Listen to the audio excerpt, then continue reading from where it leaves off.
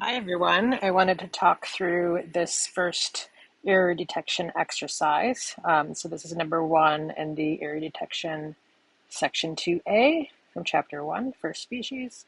I'm going to first go through and put in interval sizes with each of these vertical intervals.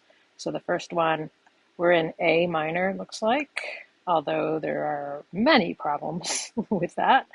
But A to C is a third, E to G sharp is also a third, B to F is a diminished fifth, and right there, that is a dissonance that should not be used in first species, so that is an error.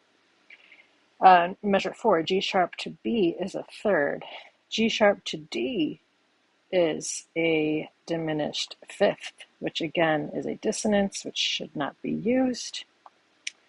Measure 6 is a fourth, which is also a dissonance that should not be used in first species. E to B is a fifth, and fifths are okay. G to B is a third, and A to A is an octave. So we do begin and end on tonic.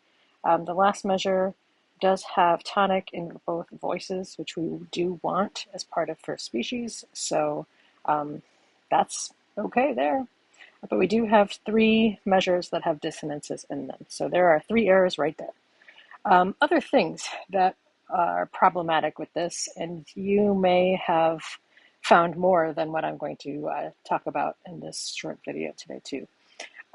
So the first interval in the treble line, C to G sharp, that's problematic because that is an augmented fifth interval, a dissonant interval in a melodic voice, so that's no good.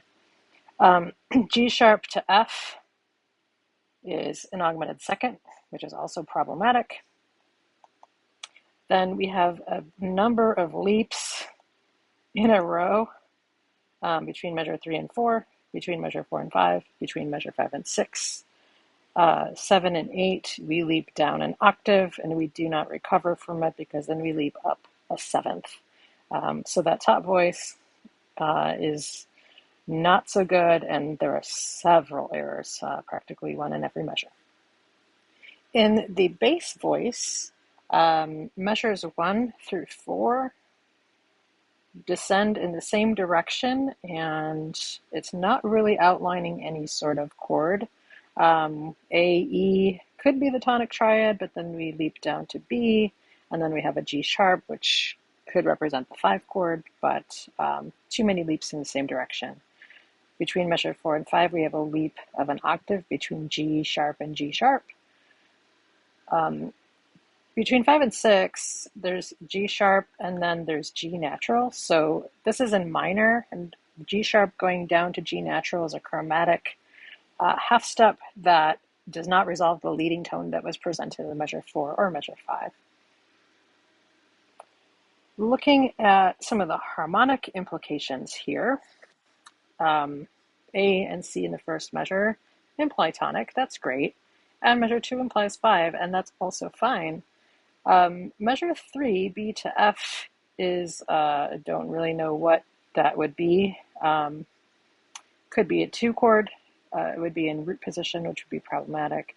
Could be some other things, but 5 generally should go to 1 and resolve, which it's not really implying that, because then we have G sharps in measure 4 and 5, which both imply some sort of dominant function, maybe a 5-6 or maybe a 5-6-5 with that G sharp in the bass. Measure 6 is problematic in itself because it has that fourth, which is implying a 6-4 chord, which is considered a dissonance. Remember, perfect fourths are dissonances in species counterpoint, just in general. Measure 7, just taking the ending, measure 7 could imply the 5 chord, but then we get that G natural, which is a minor 5, and we can't really have that in this style period, in this stylistic writing, so that's a problem as well. Let me know what you thought, how you did. Please be sure to contribute to this page. I think there should be a button or something that you click to contribute your comments on the page itself. Let me know how you did and if you have any questions.